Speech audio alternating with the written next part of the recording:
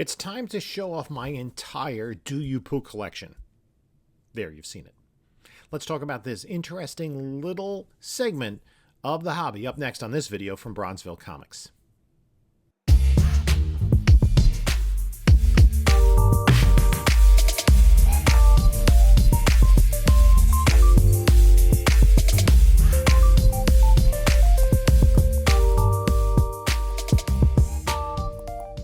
Hey there, comic book community. This is Jim from Bronzeville Comics coming to you with another video. Before we get started, let me just warn you, if you received something from me that was text me on Telegram to receive a prize, that's not me. That's somebody spamming the account, trying to entice people to send money to have a prize shipped to them. I don't have anything to do with that.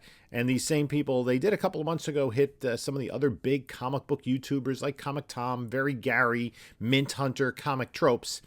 And recently, some of your comments have had replies where it says, "You've won a prize, please contact me." I don't know what Telegram is. Don't text me there. You have the link to my email in the description below. So if you have any questions, just reach out to me personally. If it seems too good to be true, or if it seems weird, it's probably too good to be true. In the meantime, give us a like, comment, subscribe. We are past 3,350 subscribers. We're going to be doing a giveaway at 3,500 subscribers. I'd like to thank everyone for their support of the channel, especially as we get close to the end of the year. Also, follow me on the other socials, Instagram, Bronzeville_comics, whatnot, Bronzeville_comics. We do sales every Monday night at 10 p.m. Eastern. And on Monday, the 26th, the day after Christmas, we're going to be doing a slab sale. Nothing but slabs. Prices will be below fair market value. They're not going to start at $3 like my other sales, but you can get some great deals on slabs. Also, there is a link in the description. If you've not yet used Whatnot, you can sign up using that link and you get $10 off your first purchase, regardless of who it's with. As I said, my email's in the description, eBay store in the description. So I want to talk a little bit about something that I find odd, and I'm not sure how it affects other aspects of the collecting community, and that is this phenomenon of Do You Poo. Do You Poo is based on the beloved children's character Winnie the Pooh. Now, Winnie the Pooh was created by author A.A. Milne, and the first story came out in the first Winnie the Pooh story must have come out in 1926. Yes, Winnie the Pooh came out in 1926. Which means the 95-year copyright expired at the end of 2021, and Winnie the Pooh has been in the public domain this past year. There is some sort of horror film coming up with Winnie the Pooh where he's a serial killer.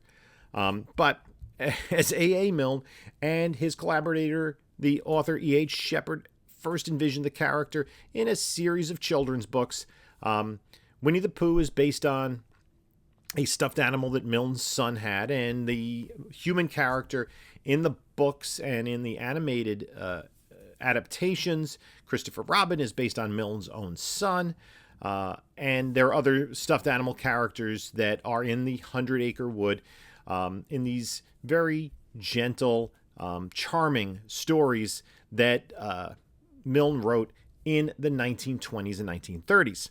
Now, Milne passed away in 1956. Now, interestingly, UK copyright law holds the copyright for the estate 70 years past the death of the original creator. So Milne's UK copyright expires in 2026. I guess maybe at the end of 2025. It's always on January 1st when it expires. And that expired copyright is going to be interesting to see. We've seen kind of how it affects Winnie the Pooh right away. Mickey Mouse, his copyright is set to expire in the next couple of years. And then very soon after that, Superman, Batman, Wonder Woman, Captain America, all those copyrights, those characters are going to be going into the public domain. And we will see how that affects their linkage to Warner Brothers or Disney, Marvel, the entities that have been the stewards of these characters for decades. to get back to Winnie the Pooh and A.A. Milne. So Milne passed away in 56, and his estate had a deal with Walt Disney Productions, and Walt Disney himself was still alive in 1961 to produce animated films based on the Milne stories. And the first short film, Winnie the Pooh and the Honey Tree, in 1966, which was one of the last projects overseen by Walt Disney before he passed away that year. There were other shorts. They were usually included in double features with other short animated films from Disney at the time. Winnie the Pooh and the Blustery Day came out in 1968, and Winnie the Pooh and Tigger 2 in 1974. A fourth one, Winnie the Pooh and a Day for Eeyore, came out in 1983. And those first three films were very much a part of the childhood of people of my generation and generations thereafter, and kind of cemented the legacy of Winnie the Pooh in the American cultural consciousness.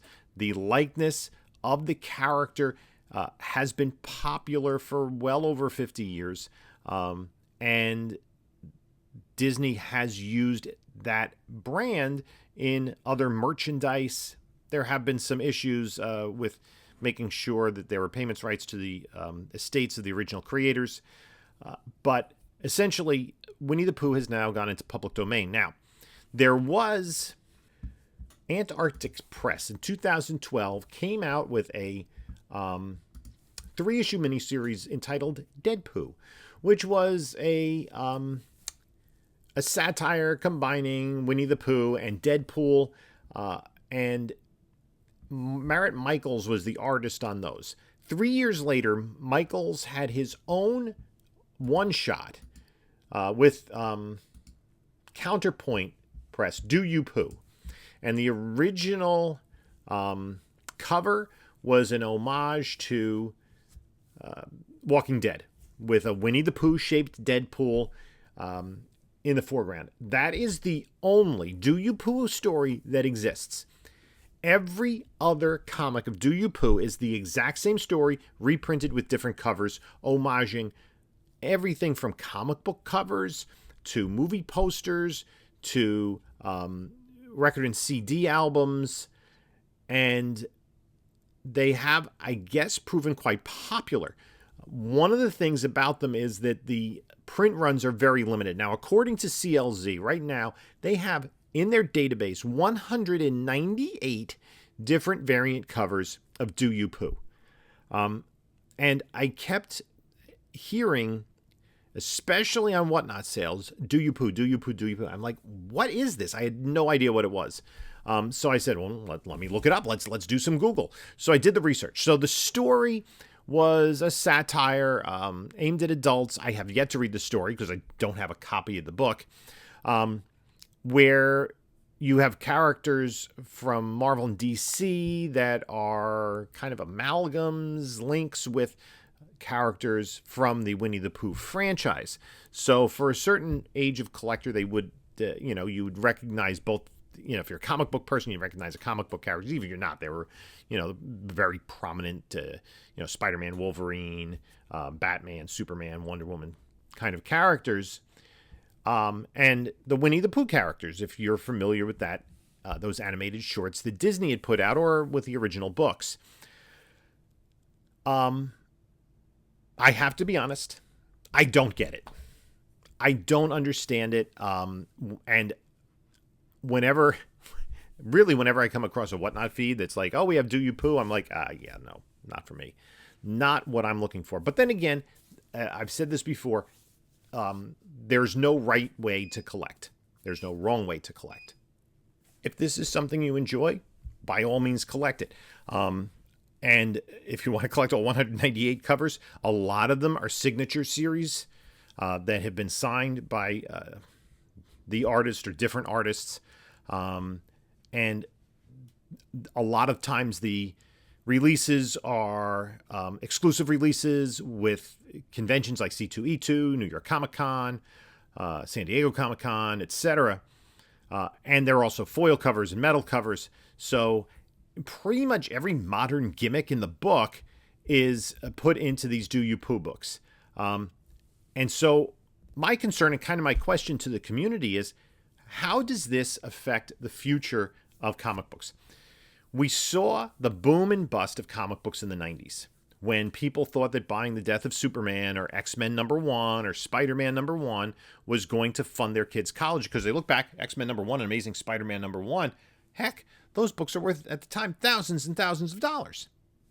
But it's the limit, and it's the desirability. This limited print runs. Okay, so the supply is limited. Is the demand there going forward? And it kind of opens up the question that I have concerns about, which is the plethora of variant covers on a weekly basis. Is there enough for people to collect? And we have seen these variants, even the hot variants, the ones that people like the Gleason webhead covers on Amazing Spider-Man 55, those were hot for a minute, and they don't sell really anymore at all, and certainly not at the prices they did back at the time they first came out. And it was the hot thing, and that kind of lag between a new release and the books getting back as 9.8s from CGC. That's really where you see the variant game the prices kind of explode for a short period of time and then come back down to earth. Because if you look at any age of adult collector, someone in their 50s who collected books in the Silver and Bronze Age and wants to get those books back, the books that, mom threw away, somebody, the 80s kids and their interest in G.I. Joe, Thundercats, Masters of the Universe, and obviously Teenage Mutant Ninja Turtles, things that appeal to them as children. 90s kids, grew up with those comic books. And, now that they're starting to come of age, comic books from the 90s are becoming more popularly collectible. What about Do You Pooh? In 25 years, are there going to be Do You Pooh collectors? Or are all the people that want it already mostly have it? So that's the one question. The other thing is, well, maybe the really serious collectors, the people that love this, we're going to try to get all of them. And since the print runs are limited, they will maintain their value. For me, it's something that I'm really not interested in.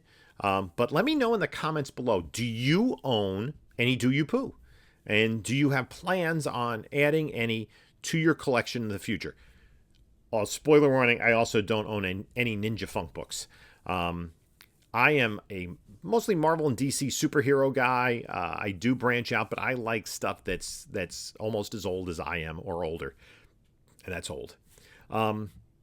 So I do like some variant covers, and they're very selective to titles. And I think that's the way a lot of modern collectors are.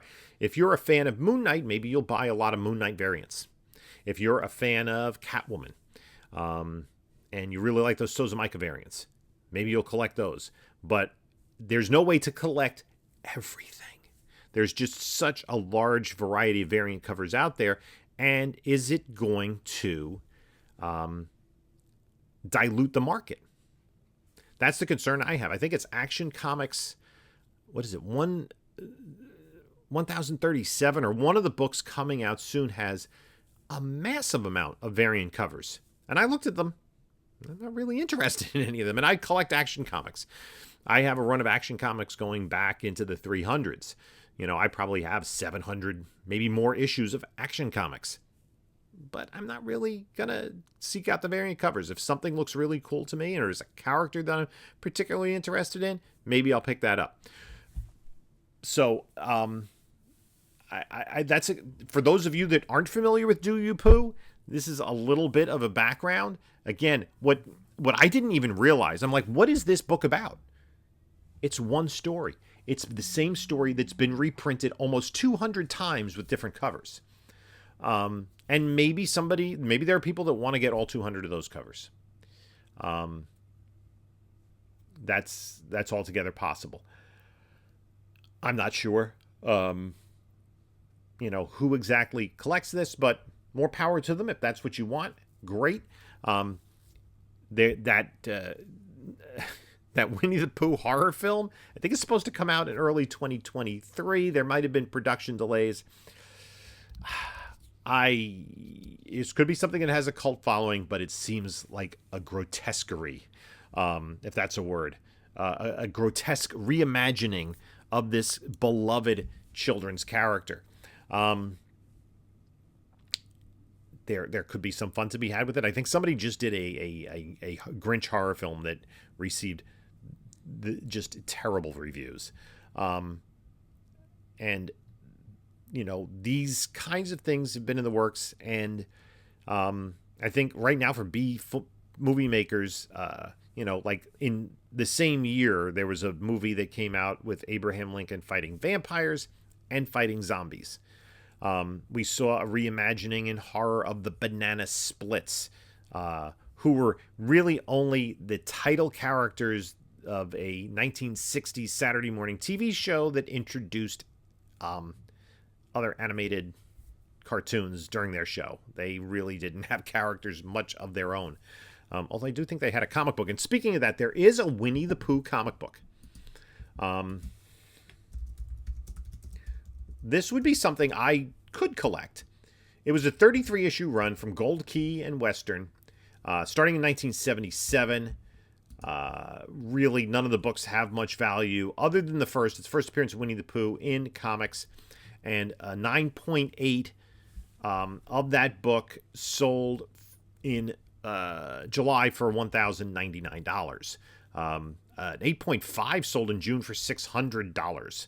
And it's a very difficult book to find in high grade. So that is a book that you might want to keep an eye out for if you are a fan of Winnie the Pooh, because it's actually, the real Winnie the Pooh.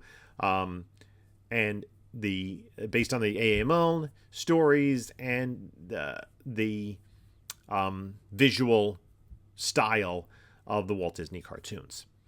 So anyway, that's about it for this video. Let me know what you think of Do You Pooh in the comments below. Do you have any? Do you plan on getting any? I hope that everyone has a great holiday season. If you celebrate, a Merry Christmas. My next video is coming out on Christmas morning, so after you open the stockings and everything, check out that video. And then next day, we have that Whatnot sale. In the meantime, there are a couple of my other videos right here, and this is Jim saying until next time, enjoy your comics.